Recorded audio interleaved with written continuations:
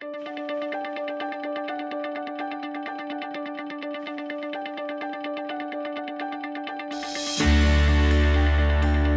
Chi is an internal martial art. I believe that it is predominantly concerned with self-development, self-cultivation. That's ultimately its goal. But first of all, we have to start with a physical movement. And yes, while it's a martial art and it's a fighting system that can be used for self-defense purposes, absolutely. A nice way of introducing ourselves into Tai Chi is to perhaps set that to one side for the opening stages of our development and just experience our physical bodies moving in ways that we're not used to, which can be physically challenging. They should be physically challenging so that it stretches us. We use Qi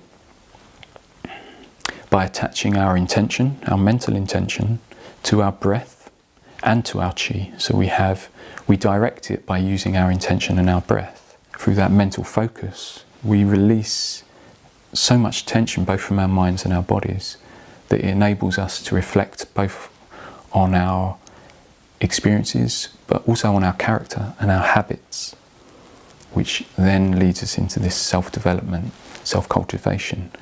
We see our habits and our character displayed in front of us by way of our physical movement.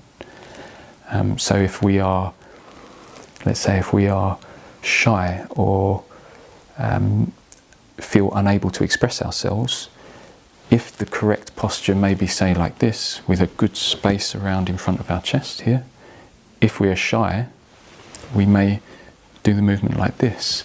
So we're able to say to ourselves, we're able to look at ourselves and see that our physical movement is portraying our character and our habits. Tai Chi and Qigong, which is an associated practice, is focused primarily on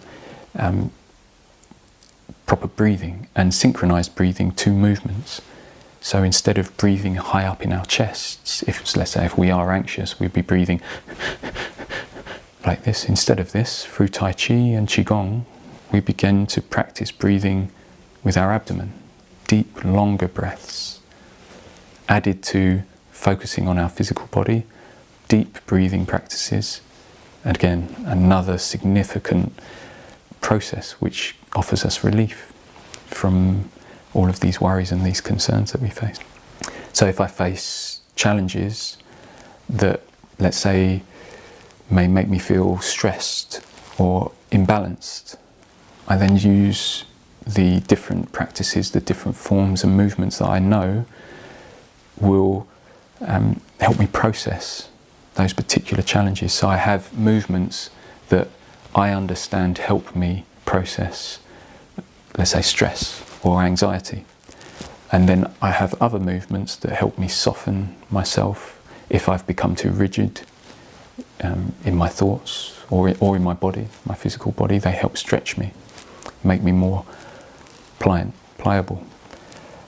So I use different tools for different experiences, and they help me balance myself. So I achieve greater well-being that way. What I found is that the release of tension from our physical bodies, the stillness that we find in our minds, begins to dissolve what we call the ego. And we begin to become aware of something that we are that is not the voice in our head. But it's through the practice, through the physical practice, not through the book learning or the reading of the philosophies necessarily, through the physical practice can take us on a journey of enlightenment. There's a path, there's a journey where we can continually advance along. It's not a fixed state. So practices like Tai Chi can help us move along this journey of enlightenment by further dissolving the ego, finding this stillness within. And perhaps in contrast, it's the physical movement I've found that brings the sense of stillness. So even though I'm moving, I'll find great stillness in my physical movement.